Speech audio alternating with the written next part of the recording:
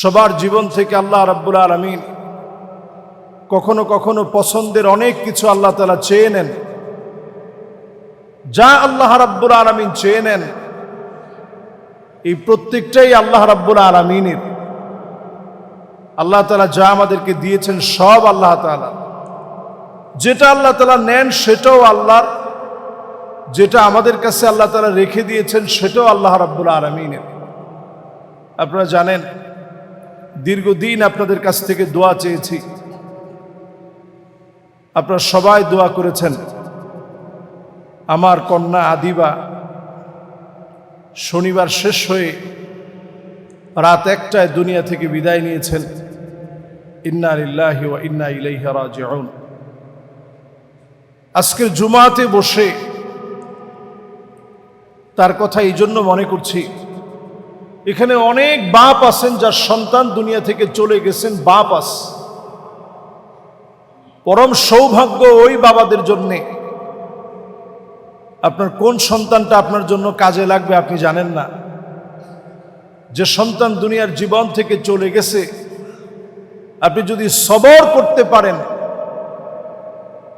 সবরের মধ্য দিয়ে যদি আপনি আল্লাহ রাব্বুল আলামিনের কৃতজ্ঞতা আদায় করতে পারেন, আল্লাহ রাব্বুল ইজ্জাতুল জালাল এই সন্তানকে কাল কিয়ামতের দিন আপনার জান্নাতে যাওয়ার পাথেও বানায় দিবে। সুবহানাল্লাহ।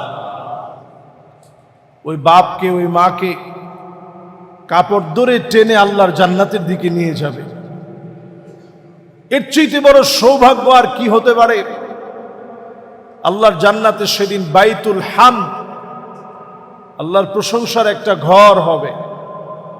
এই ঘর আল্লাহ তাআলা আপনার জন্য রাখবেন, আপনার জন্য তৈরি করে রেখেছেন ওই মানুষের জন্য যার সন্তান চলে যাওয়ার পরেও আল্লাহর ব্যাপারে আপত্তিজনক কোনো কথা বলে নাই।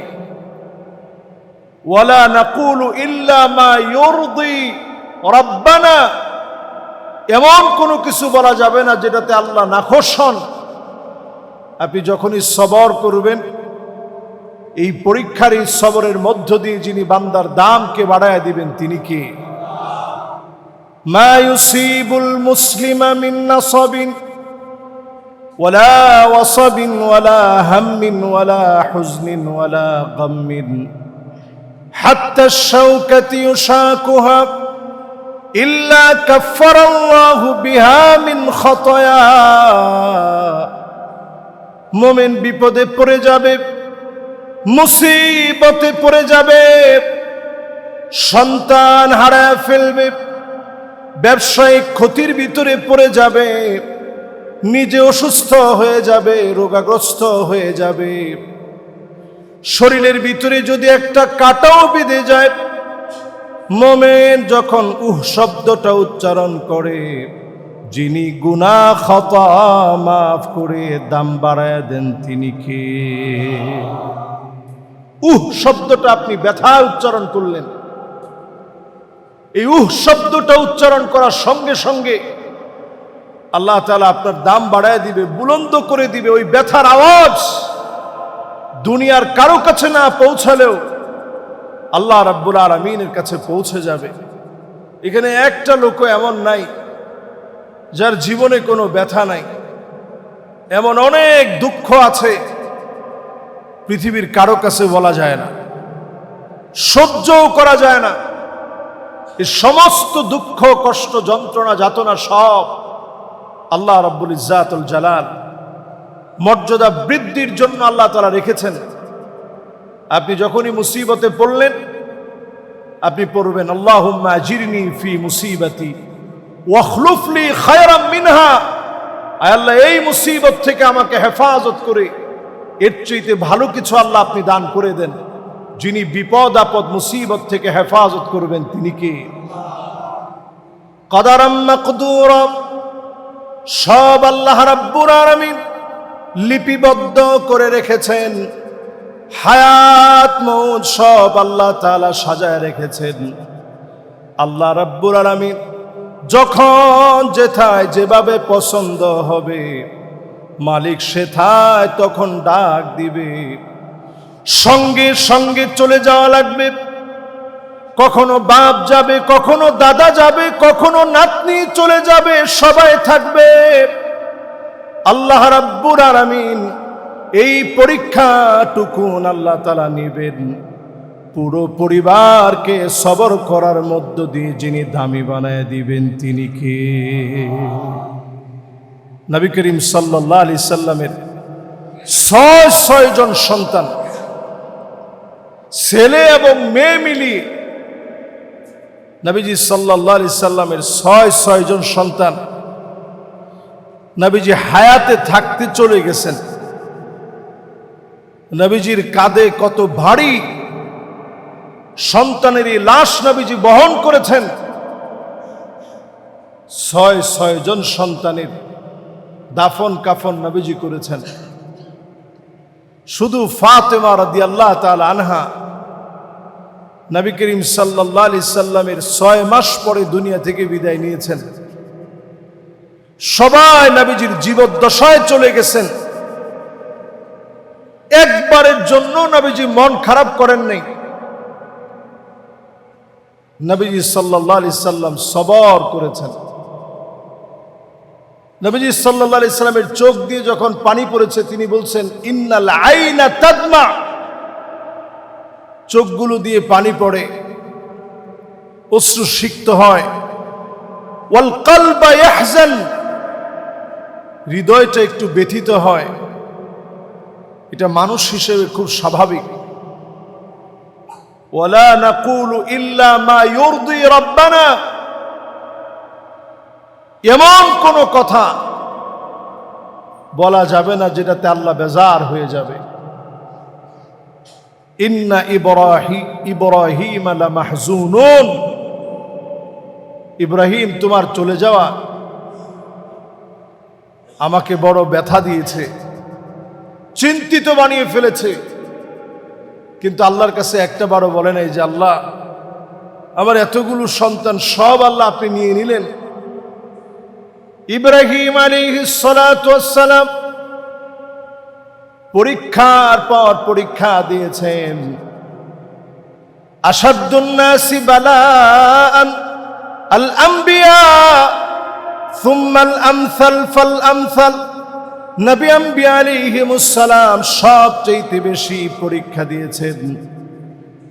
এরপরে আপনি যত বেশি দিন মানবেন, ঈমানের পথে চলবেন, ইসলামের পথে চলবেন, আল্লাহ তাআলা পরীক্ষা নিবেন।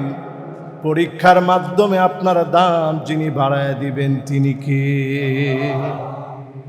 অনেক বাপ মনে করতে পারেন যে হুজুর আমার কোনো অন্যায়ের কারণে হয়তো আল্লাহ তাআলা এই পরীক্ষা নিয়েছেন। সন্তানহারা বাবারা মনে করতে পারেন যে আমাদের অন্যায়ের কারণে হয়তো আল্লাহ তাআলা এই পরীক্ষা নিয়েছেন। আল্লাহ তাআলা পরীক্ষা নেন এই জন্যে আপনাকে আল্লাহ তাআলা একটা বড় জায়গায় দেখতে চান, যেটা আপনি আপনার আমল দিয়ে যেতে পারবেন না। আল্লাহ তাআলা একটা বড় জায়গায় আপনাকে পৌঁছায় দিতে চান, যেই জায়গাটা আপনি আপনার আমল দিয়ে আপনি সেখানে পৌঁছাতে পারবেন না। আল্লাহ তাআলা তখন একটা পরীক্ষা নিয়ে ওই জায়গাটা আল্লাহ তাআলা আপনাকে দান করে দেন। সুবহানাল্লাহ। আল্লাহ রাব্বুল আলামিন এমন বেশি দেন, আতিয়াব ওয়া আকসার, আমরা যতদূর কল্পনা করি এর চাইতে বেশি আল্লাহ তাআলা আপনাকে আমাকে দান করে দিবেন। সুবহানাল্লাহ। পেয়ারা হাজরিন, আল্লাহর সেই পছন্দের গোলাম আমরা হতে পারি নাই, আল্লাহর পছন্দের সেই পেয়ারা হতে পারি নাই। বান্দা হিসাবে যেটুকুন পরীক্ষা আল্লাহ তাআলা আমাদেরকে দেন, হাসি মুখে ওই পরীক্ষার সময় আল্লাহকে ডাকেন, হাসি মুখে ওই সময় আল্লাহকে স্মরণ করেন। আল্লাহ রাব্বুল ইজ্জাত ওয়াল জালাল আজকের জুমআতে যারা আমরা বসছি, আমাদের কারো দোয়াই আল্লাহ রাব্বুল আলামিন ফেলে দেন নাই। যত দোয়া আপনারা করেছেন, জীবনের সবগুলো দোয়া আল্লাহ তাআলা কবুল করেছেন। দোয়াগুলো সব আল্লাহ তাআলা কবুল করেন 3 ভাবে। মনে করতে পারেন হুজুর কত দোয়া করলাম, দোয়াগুলা কবুল হলো না কেন? সব দোয়াগুলো আল্লাহ তাআলা কবুল করেন। 3 ভাবে কবুল হয়। একটা কবুল হয় মুফাজাআতান, তৎক্ষণাৎ আল্লাহ রাব্বুল আলামিন দোয়াগুলা কবুল করে ফেলেন। একদিকে আপনি দোয়া করে আসছেন, অন্যদিকে দোয়া কবুল হয়ে গেছে।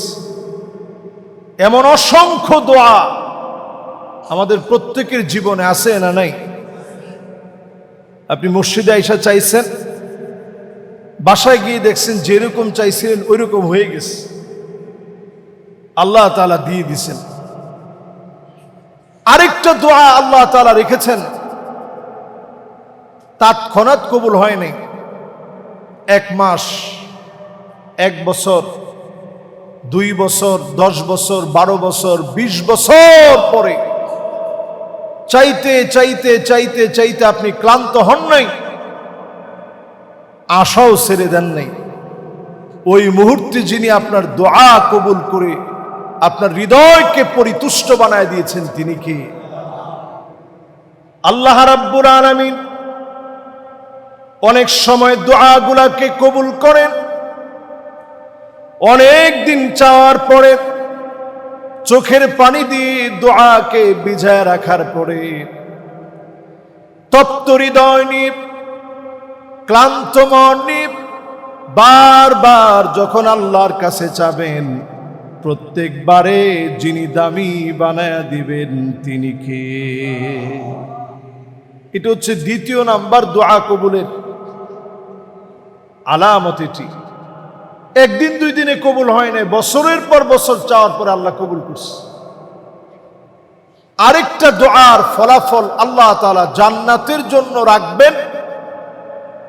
সেই দিন বিপদ মুসিবতের সময়ে আল্লাহ তাআলা বলবে, গোলাম এই নিয়ামতটা তোর জন্য। আল্লাহ এত বড় নিয়ামত আমার কোন আমলের কারণে আল্লাহ আপনি দিলেন? আল্লাহ তাআলা সেদিন বলবে, গোলাম ওই যে তোর জীবনে অনেক দোয়া তুই করেছিলি, ক্লান্ত হয়ে গিয়েছিলি দোয়া করতে করতে, এই দোয়ার ফলাফলগুলো আমি আল্লাহ রাব্বুল আলামিন আমার জান্নাতে প্রতিদান বানায় তোর জন্য রেখে দিয়েছি। আল্লাহ তাআলা কোন দোয়াকে ব্যর্থ হতে দেন না। এই জন্য যখন নামাজের সিজদায় যাবেন, নফল নামাজের সিজদার মধ্যে গিয়ে ওয়াসজুদ ওয়াক্তারিব, সিজদায় গিয়ে মন খুলে কথাগুলো বলবেন। মনের ভাষাগুলো আল্লাহ বোঝেন, মনে মনে শুধু বিষয়গুলো দুঃখগুলো আনবেন। সিজদায় গিয়ে যখন আল্লাহর কাছে মনের কষ্টগুলা মনের ভিতরে আনবেন, আল্লাহ রাব্বুল আলামিন দাম বাড়ায়া দিবেন। আকরাবু মা ইয়াকুনুল আবদ মির রাব্বিহি ওয়া হুয়া সাজিদুন ফাকসিরুদ দুআ। সিজদায় গিয়ে অধিক পরিমাণে দোয়া করবেন। দোয়ার মধ্য দিয়ে যিনি দাম বাড়ায়া দিবেন তিনি কে? নবীজি সবচেয়ে বেশি কাঁদতেন নফল নামাজের তাহাজ্জুদের সিজদায়। নবীজি সবচেয়ে বেশি কাঁদতেন। আম্মাজান বলতেন, এই কান্নার আওয়াজ এমন হতো, আজিজুন কাজিজিল মিরজাল, ফুটন্ত পানিগুলা টকবক করে ফুটলে যেমন আওয়াজ হয়, নবীজির ভিতর থেকে এইরকম কান্নার আওয়াজ বের হতো। পানি গরম করে টকবক করে ফুটলে একটা আওয়াজ হয় না? এটা যেমন টকবক টকবক করে ফুটলে আওয়াজ হয়, নবীজির ভিতর থেকে টকবক করে ফুটন্ত পানির আওয়াজ যেমন, নবীজির ভিতর থেকে কান্নার আওয়াজগুলো এমন ভাবে বের হতো। আম্মা জান বলতেন, আমার ঘুম ভেঙে যেত নবীজির কান্নার আওয়াজের কারণে। নবীজি জাগায় দিতেন না যে কষ্ট হবে আমাদের, কিন্তু কাঁদতে কাঁদতে আমার ঘুম ভেঙে যেত নবীজির কান্নার আওয়াজে। এত লম্বা সিজদা নবীজি দিতেন, আমি আমার কানটাকে নবীজির জবানের সামনে নিতাম। কি বলে নবীজি আল্লাহর কাছে এত কান্দে? আম্মাজান বলেন, আমি কানটা লাগায় শুনতাম, অন্য কোনো কিছু বলে নবীজি হয়রান পেরেশান হয়ে কাঁদেন না। নবীজি সেজদায় গিয়ে কাঁদেন আর বলেন, আল্লাহুম্মা উম্মতি, আল্লাহ আমার উম্মত, আমার উম্মত বলে নবীজি বারবার সেজদায় গিয়ে কাঁদতেন। আল্লাহু আকবার। নবীজি আমার সেজদায় গিয়ে কাঁদতেন, পেরেশানিগুলো সব আল্লাহর কাছে দিয়ে বারবার সাহায্য চাইতেন আল্লাহর কাছে। এজন্য আল্লাহর কাছে বিপদ মুসিবতের সময় ধর্ণা দেওয়া লাগে। আজাবান লিআমরিল মুমিন ইন্না আমরাহু কুল্লুহু খায়র। মুমিনদের বিষয়টা বড় আশ্চর্যজনক। মুমিন বিপদে পড়ে যাবে, মুসিবতে পড়ে যাবে, ওই বিপদের সময়ে আল্লাহর শুকরগুজারি আদায় করবে। আবার যখন মুমিন বিপদ থেকে উত্তীর্ণ হবে, তখন আল্লাহর শুকরগুজারি আদায় করবে। বিপদে মুমিন সবর করবে, আল্লাহর শুকরগুজারি আদায় করবে। আর যখন বিপদ থেকে আল্লাহ উত্তীর্ণ করবেন, মুমিন বান্দা খুশি হবে, আল্লাহর প্রশংসা আদায় করবে। এই প্রশংসায় সবরের মধ্য দিয়ে মুমিনকে যিনি দামি বানায়া দিবেন তিনি কে? আল্লাহর কাছে দামি হওয়ার জন্য পরীক্ষা মাঝে মাঝে যদি আল্লাহ তাআলা নেন, কখনো ভেঙে পড়া যাবে না। তবে প্রতিনিয়ত আল্লাহর কাছে দোয়া করা যে আল্লাহ, পরীক্ষা দেওয়ার মতো ঈমান আল্লাহ আমাদের নাই। আল্লাহ আপনি পরীক্ষা আমাদের কাছ থেকে নিয়েন না। আল্লাহ পরীক্ষা নিলে আল্লাহ আমরা পাশ করতে পারবো না। আল্লাহ মেহেরবানি করে বিনা পরীক্ষায় আল্লাহ আপনি আমাদেরকে পাশ করায় দিন। পড়েন আমিন।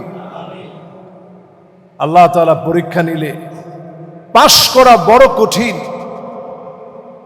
নবী আম্বিয়া আলাইহিমুস সালামদেরকে আল্লাহ তাআলা পছন্দ করে যে পরীক্ষা নিছেন, ওই পরীক্ষার যদি সামান্য অংশ বান্দাকে নেওয়া হয়, আপনি ঠিক থাকতে পারবেন না। কি পরিমাণ পরীক্ষা নবীজির জীবনে আসছে। ক্ষুধার কষ্ট, সন্তান না থাকার কষ্ট, সব রকমের পরীক্ষা। চারদিকে কাফেররা নবীজিকে যে কষ্ট দিয়েছেন। আমুল হুজন, একটা বৎসর ছিল এমন, পুরাটা বছর জুড়ে নবীজি শুধু পেরেশানি করছেন। লাবিদ বিন আসাম, দুষ্ট দুরাচারী, নবীজিকে যখন কালো জাদু করেছে, 6টা মাস ধরে নবীজি স্ত্রীদের কাছে যেতে পারে নাই। মানসিকভাবে কি পরিমাণ পেরেশানির মধ্যে ছিলেন, সেই পেরেশানিগুলো আল্লাহর কাছে ছেড়ে দিছেন। একটাবার বলে নাই যে আল্লাহ আমারে নবী বানায়া, নবী কুলের সম্রাট বানায়া, সাইয়্যিদুল মুরসালিন বানায়া এত বড় পরীক্ষা আল্লাহ আপনি কেন নিলেন? কেন আল্লাহ এত বড় পরীক্ষা নিচ্ছেন? একবারও আল্লাহর কাছে এই কথা বলে নাই। নিজেকে আল্লাহর কাছে সারেন্ডার করে দিয়ে নবী করিম সাল্লাল্লাহু আলাইহি ওয়াসাল্লাম সবর করেছেন। ইব্রাহিম আলাইহিস সালাতু ওয়াস সালাম আমাদেরকে শিখিয়ে গেছেন, আসলামতু লিরাব্বিল আলামিন। এ কথার স্বীকারোক্তি আপনাকে দিতেই হবে, আমরা আল্লাহর জন্য সারেন্ডার হয়ে গেলাম। আল্লাহর সমীপে সারেন্ডার হয়ে যাওয়ার অর্থ হচ্ছে নিজেকে সেজদায় যেমন আমরা অবনত করি, আল্লাহর কাছে যেমন আমরা চাই, বিপদ মুসিবতে ঠিক তেমনি আল্লাহর উপরে সবর করে আল্লাহর কাছ থেকে সাহায্য কামনা করা। এটাই মুমিনের কাজ। ওমা কদরুল্লাহ হাক্কা কদরি ওয়াল আরদু জামিআন কবদতুহু ইয়াওমাল কিয়ামা ওয়াস সামাওয়াতু মাতবিয়াতুম বিয়ামিনি। সুবহানাহু ওয়া তাআলা আম্মা ইউশরিকুন।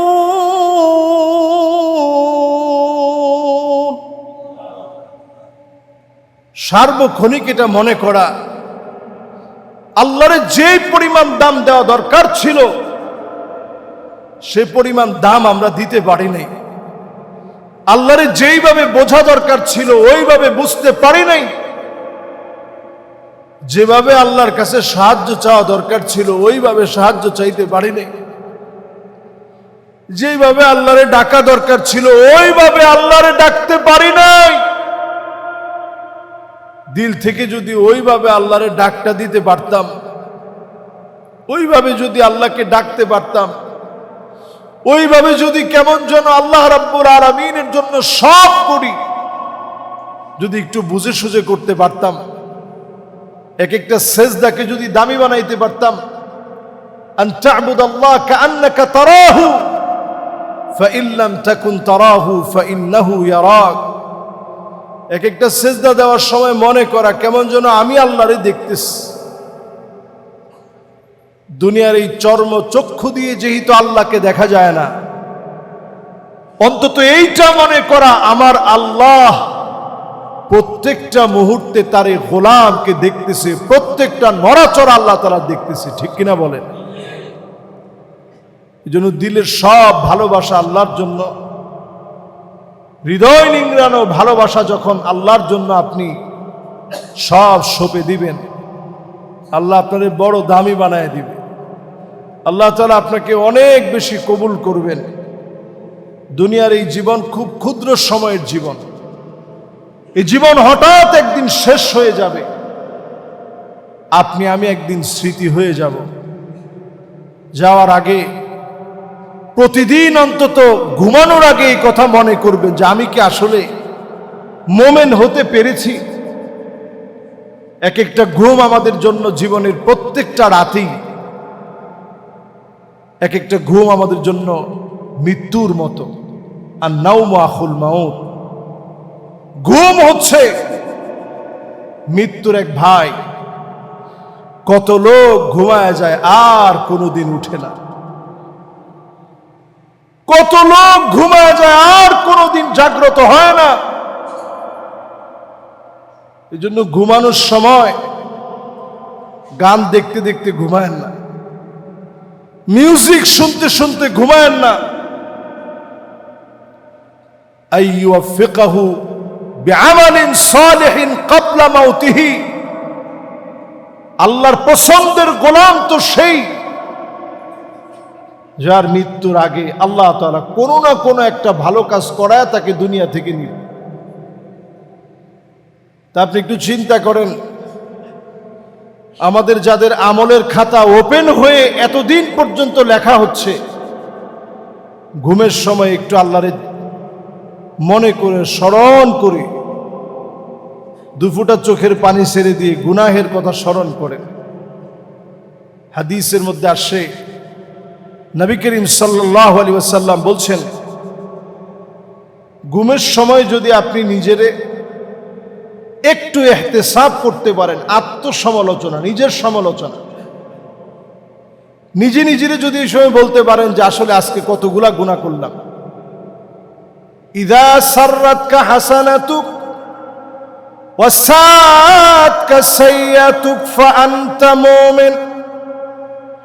ঘুমের সময়ে যদি মনে মনে চিন্তা করেন, আল্লাহ কত কত গুনাহ আমার জীবনে হয়ে গেল, কত কত অন্যায় আমার জীবনে হয়ে গেল, আজকের এই রাতে ঘুম আমার জীবনের শেষ ঘুম হয়ে যেতে পারে। কাল আমার উপরে জানাজার নামাজ দাঁড়ায় যেতে পারে। সল্লু ক্বাবলা আন তুসাল্লা আলাইহি। নামাজ পড়ো, তোমার উপরে জানাজা নামাজ দাঁড়ায় যাওয়ার আগে। আমার উপরে জানাজা নামাজ দাঁড়ায় যেতে পারে আল্লাহ, সেই জানাজার নামাজের আগে আজকে আমি তওবা করে নিলাম, গুনাহের জন্য অনুতপ্ত হৃদয় নিয়ে তোমার সামনে লজ্জিত হলাম। আল্লাহ আপনি আমারে মাফ করে দেন, ক্ষমা করে দেন। তপ্ত হৃদয় নিয়ে কথাগুলো যখন মালিককে বলবেন, দুফোঁটা চোখের পানি যখন গড়ায় গড়ায় পড়বে, হাদিসের ভিতরে নবীজি বলেন ফাআনতা মুমিন, তুমি মুমিন হিসাবে গণ্য হবে আল্লাহর আদালতে। মুমিন হিসাবে আপনার দাম আল্লাহর কাছে বেড়ে যাবে যদি আপনি প্রতিদিন ঘুমের সময় মনে করে করে ঘুমান, আল্লাহ আমার মতো এত বড় গুনাহগার আর একজনও নাই, আমি বড় গুনাহগার, আয় আল্লাহ আপনি আমারে মাফ করে দেন। আল্লাহ আপনি আমার গুনাহগুলোকে ক্ষমা করে দেন। যখন তপ্ত হৃদয় নিয়ে তাওবা করে আপনি ঘুমাতে যাবেন, নিজের গুনাহগুলো মনে করে ঘুমাতে যাবেন, ওই দিনের ঘুম যদি শেষ ঘুম হয়ে যায়, হতে পারে যিনি মাফ করে মোমেন বানায়া কবুল করবেন তিনি কে? আল্লাহ পাকের কাছে এর চাইতে বড় চাও পাওয়া কি? আমি আপনি মোমেন হয়ে দুনিয়ার শেষ বিদায় আমি আপনি মোমেন হিসাবে আল্লাহর সামনে দাঁড়াতে পারব। এজন্য সবাই ঘুমানোর আগে কি নিয়ে যাচ্ছি, কি করতেছি একটু ভাববেন, ইহতিসাব করবেন, মুহাসাবা, নিজেকে আল্লাহর সামনে দাঁড় করায় দিয়ে আল্লাহ রাব্বুল আলামিনের কাছে দুঃখ কষ্টগুলা খুলে বলে একটু আল্লাহকে ডাকতে ডাকতে ঘুমাবেন। ঘুমের সময় আমরা একটা দোয়া পড়ি, কি দোয়া? আল্লাহুম্মা বিসমিকা আমুতু ওয়া আহইয়া, পড়ি না ভাই? এবং ঘুম থেকে উঠে কি পড়ি? আলহামদুলিল্লাহিল্লাযী আহইয়ানা বা'দামা আমাতানা ওয়া ইলাইহিন নুশুর। এই দোয়াটা আমরা পড়ি না? এই দোয়াটা যখন পড়ি বুঝে বুঝে পড়বেন, দিল লাগায় পড়বেন। আল্লাহ আপনি আমারে নতুন একটা হায়াত দিছেন, আলহামদুলিল্লাহিল্লাযী আহইয়ানা বা'দামা আমাতানা, মওত থেকে আল্লাহ তাআলা আমারে নতুন একটা জীবন দিয়েছেন, এজন্য আল্লাহ আপনার শুকরিয়া, আপনার প্রশংসা।